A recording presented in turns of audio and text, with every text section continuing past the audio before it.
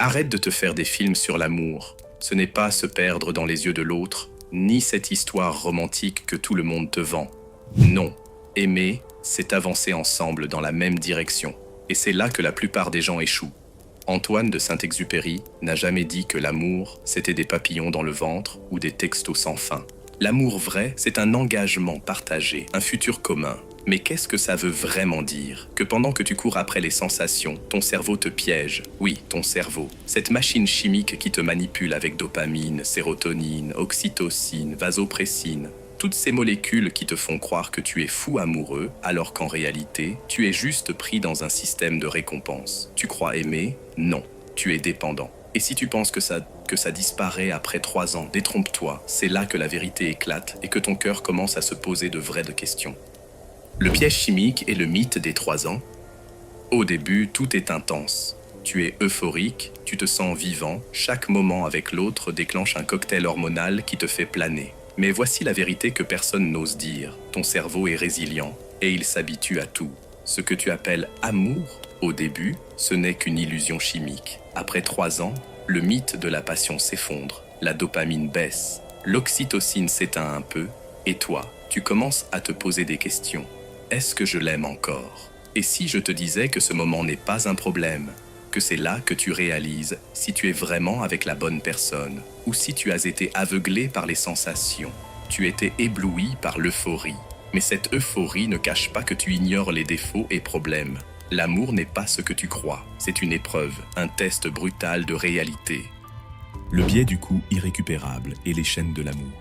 Et maintenant, parlons de ce piège que personne n'ose nommer, le biais du coût irrécupérable. Imagine 2 séjours au ski, l'un à 300 €, l'autre à 600 €, et tu dois choisir. Rationnellement, tu devrais prendre celui que tu préfères. Mais non, ton cerveau te pousse à prendre le plus cher parce que tu as déjà investi.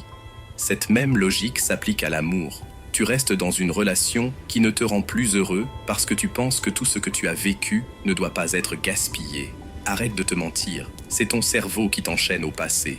Et c'est encore pire avec l'amour, car cette force n'est pas rationnelle. Schopenhauer l'avait compris, nous sommes des jouets d'une volonté biologique qui veut que la vie continue coûte que coûte. Ton attachement, ton obsession pour le passé, ce n'est pas romantique, c'est une ruse de la nature pour te maintenir enchaîné. Comment briser les chaînes et reprendre le contrôle? Alors comment sortir de ce piège? D'abord, ouvre les yeux sur ce biais. Comprendre que ton passé ne dicte pas ton présent est la première étape. Ensuite, change ton regard. Tes décisions doivent se baser sur ton futur, pas sur ce que tu as déjà investi.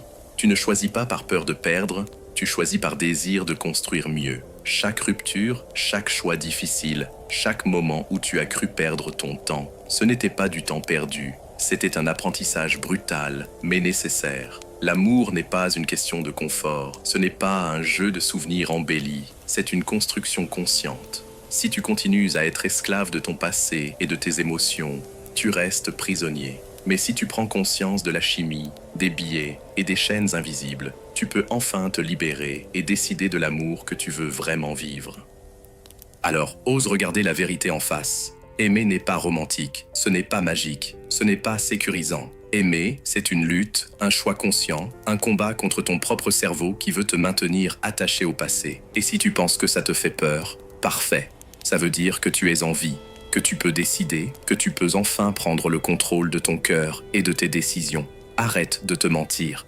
L'amour n'est pas ce que tout le monde te raconte. Et maintenant, je veux que tu réfléchisses. Combien de tes choix passés t'ont enchaîné par peur de perdre? Combien de fois as-tu laissé ton cerveau dicter ton bonheur? C'est fini.